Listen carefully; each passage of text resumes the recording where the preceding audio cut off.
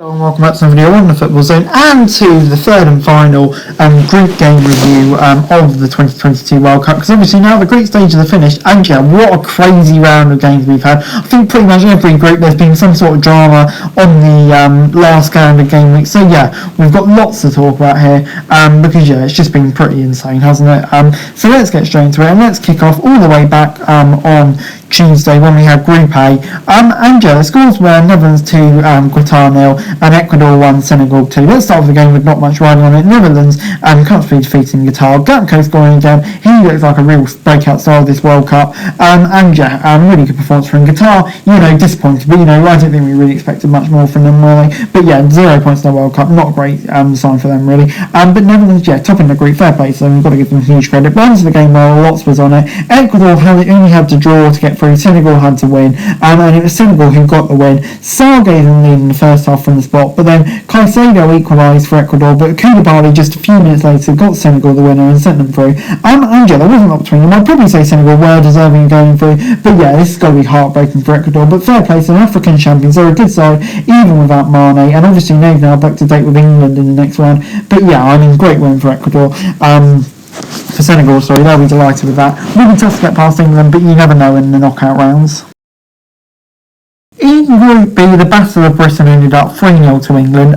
Yeah, comfortable win for England. In the first half, there wasn't too many chances for England, really. There was a few, they dominated the ball, really. But yeah, in the second half, Rashford, a beautiful free kick, Foden a goal a minute later, and Rashford again in the 68th minute. Rashford really hitting form now. Crucial time for England, and yeah, their defence is solid here. They look dangerous going forward, and they up the tempo in the second half. I think that really showed how good they can be, England. And yeah, they've got plenty of reasons to be positive. I think they've got maybe the best goal difference out of all the sides, pretty much. So yeah, that's a great sign for them. But yeah, for Wales, really disappointing. This kind of sounds like a campaign where I don't feel like they maximised the potential and therefore went out. It's kind of a similar game to the Ecuador-Senegal one in Group B, the other game, where USA needed a win, Iran needed a draw, and the USA got that win through Christian Pulisic in the 38th minute. The only worry for them was Pulisic did go off injured, I believe, because he was in the hospital. So yeah, that's a big concern for them because he's probably their stand-up player. But yeah, he got them through. For USA, they were deserving the win here as well. To get them to get through into the knockout rounds is a big stage, is a big thing for them. Iran, after such a disastrous first game, he did well to recover and nearly get through, but in the end it wasn't quite enough. Moving on then to Group C on Wednesday, and yeah, for Argentina it looked like it could be a bit complicated for them going into this one, but in the end they survived pretty comfortably. Leo Messi did make a penalty in the 39th minute, but Argentina really dominated the game against Poland. McAllister and Alvarez was the goals, so that means Argentina was safely through. And then for Poland, it kind of all rided on what happened in the other game. They needed a Mexico win to go through, and hope they didn't score too many goals, which they didn't because it was only a 2-1 win. And yeah, meaning Poland went through by one goal, the finest of margins. And yeah, Mexico went 2-0 up, but Saudi Arabia got a crucial late goal while Mexico chased that goal because obviously they were retired on yellow cards. Imagine going out the World Cup on yellow cards. Thankfully it didn't come to that for a late consolation goal for Saudi Arabia. But Saudi Arabia, yeah, such a great game, they go out, probably not surprised, but still I think they gave a good account of themselves.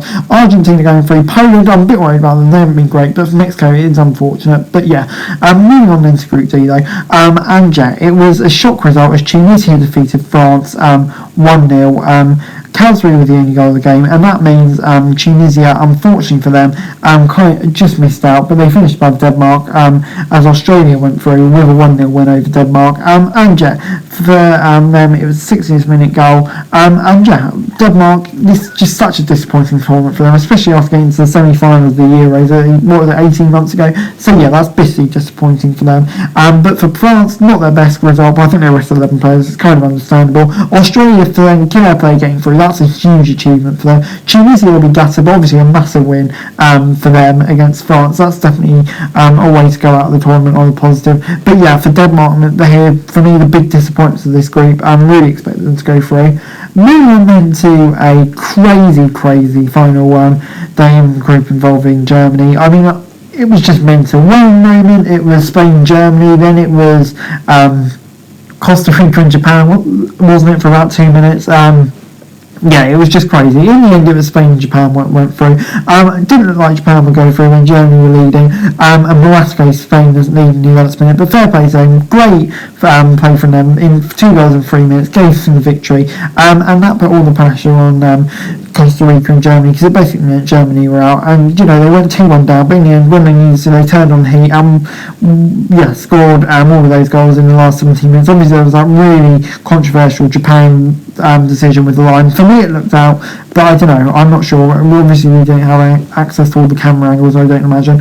So yeah, but for me, at the end of the day, Germany can only blame it on themselves for not playing like they did in the last few minutes against Japan. Then they would have safely gone through. But for Japan, yeah, topping the group with those teams in, brilliant achievement. Costa Rica didn't work out in the end, but in the end, I think they can be proud of themselves of how they reacted after that 7-0 defeat to Spain on the opening day. Spain kind of seems to have gone backwards, but in the end, still safely through.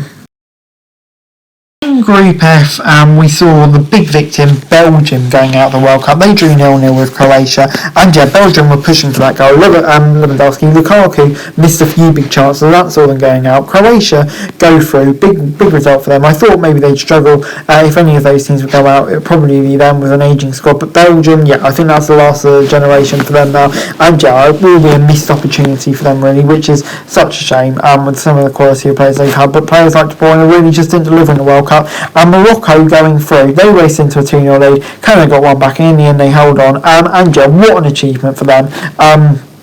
Topping a group with Croatia and Belgium in, absolutely outstanding. And yeah, I think they deserve to go through. They played some great stuff. Canada, I don't think their performances have been too bad, but in the end they just couldn't pick up the results. It's a shame for them, but yeah, fair play to Morocco. What a great campaign for them. And in Group G, we had some drama. Maybe not as dramatic as some groups, but you know, we still did have some drama. Starting off with kind of the game of less importance. On Cameroon 1, Brazil 0. Obviously, a hugely shocking result. That last minute goal, and the guy who scored it got sent off for taking his shirt off, which was quite funny. Imagine if they qualified. It's an impossibility. But Brazil dominated the game. Cameroon got a goal on a break, and fair play to them. What a moment for them. They're still going out, but yeah, what a great moment for them. But on to going more important. And yeah, it's a bit of a goal fest really. 3-2 to Switzerland, meaning they comfortably go through. Shaqiri gave them the lead, but then Serbia went 2-1 up, which actually saw them going through for a bit and brought Cameroon into play if they got that win against Brazil, which they did. But yeah, Switzerland with 2 more goals, meaning they won 3-2 and just about held out. Quite an even game, not a lot between them, but it means Switzerland advanced. And yeah, on reflection, I'd probably say Switzerland and Brazil definitely were the best 2 teams here, so good for them to go through, probably deserved as well. For Serbia and Cameroon, they'll be gutted, but you know, Cameroon got their big win against Brazil. Serbia a bit of a disappointing campaign, but yeah, intrigued to see how Brazil and Switzerland can do in the knockout. In Group H, we had Portugal and Korea going through an incredible final day.